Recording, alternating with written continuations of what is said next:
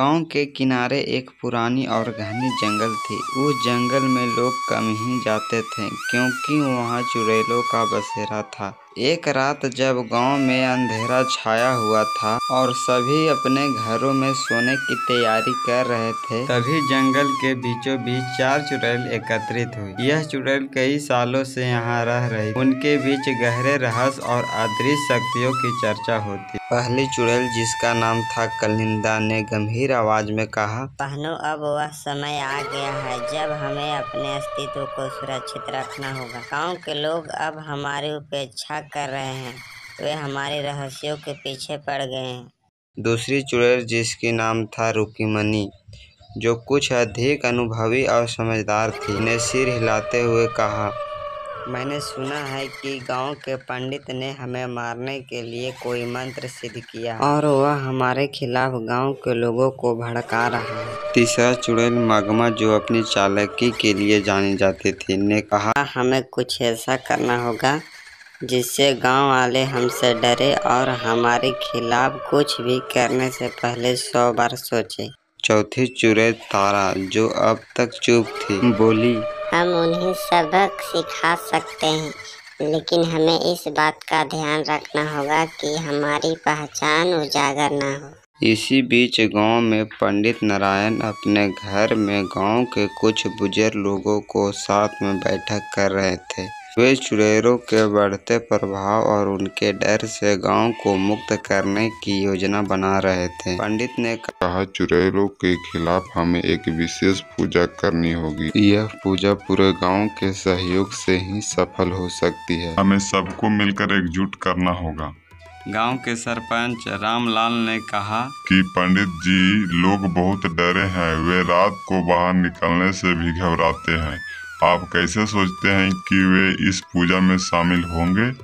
पंडित ने आत्मविश्वास से कहा, डर के आगे ही जीत है सरपंच जी। यदि हम डर गए तो वे चुड़ैल हम लोगों को चैन से नहीं जीने देंगे। हम लोगों को कुछ करना होगा। इतना कहते ही बाहर से बादल कड़कने की आवाज सुनाई दी। सभी लोग बाहर जाकर देखा तो बादल ही कड़क रहा था।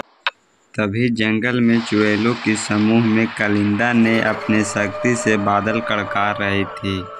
तब रुक्मीमणि ने कलिंदा को रोका। अब नहीं, हमें इस ताकत का इस्तेमाल सही समय पर करना होगा। यदि हमने अभी शक्ति का प्रदर्शन किया तो गांव लोग और भी सतर्क हो जाएगा। मंगला ने कही, फिर हमें क्या करना चाहिए? क्या हम बस यूं बैठकर इंतजार करेंगे? तारा ने साफ स्वर में कहा, नहीं, इंतजार नहीं, हमें गांव में लोगों को जाकर कल देखना चाहिए कि वे लोग क्या कर रहे हैं। अगर हमें किसी प्रकार का खतरा महसूस होता है तो हम वह उसे तुरंत खत्म कर देंगे। सुबह होने पर चारों चुड़ैल अदृश्य होकर धीरे धीरे गांव की ओर बढ़ने लगता है। वह गांव में पहुंचकर देखता है कि पंडित और लोग मंदिर के सामने इकट्ठे बैठे थे। वे एक बड़ी पूजा की तैयारी कर रहे थे। तारा ने फुसफुसाते हुए कहा, हमें उनकी योजना को विफल करना होगा। अगर यह पूजा सफल हो गई तो हमारे शक्तियाँ कमजोर पड़ जाएगी। कलिंदा ने बात का समर्थन किया, हमें एक ऐसा जादू करना होगा जो उन्हें वापस में लड़ने पर मजबूर कर दे। यदि गांव वाले एकजुट नहीं रहे तो वे कभी हमें हरा नहीं पाएगा। दूसरी ओर पंडित ने अपनी पूजा शुरू कर दी थी। उन्होंने मंत्र पढ़ने शुरू किए और गांव वालों को हिम्मत की वे इस बुराई के खिलाफ खड़े हो। जैसे जैसे मंत्रों का प्रभाव बढ़ा, चुड़ैल बेचैन होने लगी। रुक्मीमणि ने गुस्से में कहा, हमें अब कुछ करना होगा, यह पंडित हमारे लिए खतरा बन सकता है। तभी मंगला ने देखा कि गांव के कुछ लोग आपस में लड़ने लगे हैं। यह वही जादू है जो तारा ने डाली थी। मंगला ने देखा, हमारा जादू काम कर रहा है ने। अब गांव वाले खुद ही एक दूसरे का दुश्मन बन जाएंगे। लेकिन तब भी पंडित नारायण ने अपनी आंखें खोले और उच्च स्वर में एक और मंत्र पढ़ा। वह मंत्र इतना शक्तिशाली था कि चुड़ैल पीछे हटने लगी थी और चुड़ैल के जादू का प्रभाव धीरे धीरे कम हो रहा था।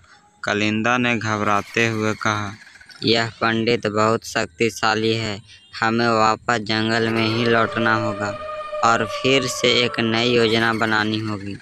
चारों चुड़ैल एक झटके में वहां से गायब हो गई और वापस जंगल में पहुंच गए।